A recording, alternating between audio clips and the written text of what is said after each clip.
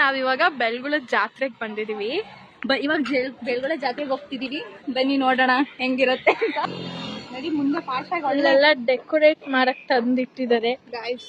Cars ಏನೂ ಬಂದಿಲ್ಲ, ಏನೋ ಒಂಥರ ಯೂನಿಫಾರ್ಮಿಟಿಯಾಗಿ ಮಾಡಿದ್ದಾರೆ. ಎಲ್ಲರೂ ಕಾಲೇಜ್ ಮುಗಿಸ್ಕೊಂಡು ಬಸ್ಸಲ್ಲಿ ಹಿಂಗೆ ಕರ್ಕೊಂಡ್ ಬಂದ್ಬಿಟ್ಟಿದ್ದಾರೆ. ಜಾತ್ರೆಗೆ ಅಲ್ಲಿಗೆ ಬಂದ್ಬಿಡಿ ಗಾಯ್ಸ್. ಹೋಟೆಲ್ ಸರ್ಕಸ್ ಮಾಡ್ತೀವಿ.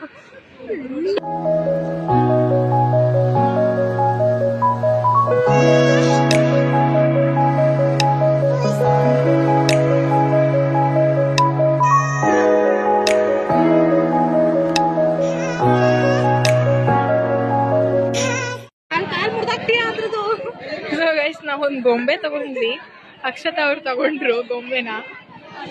ನಾನೇ ಗೊಂಬೆ ತರ ಇದ್ದೀನಿ ನೋಡಿ. ಹೋಗಿ ಹೋಗಿ 100 ರೂಪಾಯಿ ಖರ್ಚು ಮಾಡಿ ಗೊಂಬೆ ತಗೊಂಡಿದ್ದಾಳೆ. ಸೊ ನಾವು ಜಾತ್ರೆ ಮುಗಿಸ್ಕೊಂಡು ಹೋಗಿದ್ವಿ ಪಾರ್ಕ್ ಕಡೆಗೆ. ಕಾಸಿಪ್ ಮಾಡಿಕೊಂಡು ಚಿಕ್ ಚಾಟ್ಸ್ ಮಾಡಿಕೊಂಡು ತಣ್ಣಗೆ ಗಾಳಿ ತಗೊಂಡು ಆಮೇಲೆ ನಮ್ಮ ಫ್ರೆಂಡ್ಸ್ ಕೂಡ ಅಲ್ಲಿಗೆ ಜಾಯ್ನ್ ಆದರು.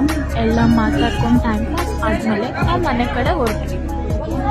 ಸೊ ಈ ವ್ಲಾಗ್ ನಿಮ್ಗೆ ಇಷ್ಟ ಆಗಿದ್ರೆ ಲೈಕ್ ಮಾಡಿ, ಶೇರ್ ಮಾಡಿ ಆ್ಯಂಡ್ ಸಬ್ಸ್ಕ್ರೈಬ್ ಮಾಡಿ.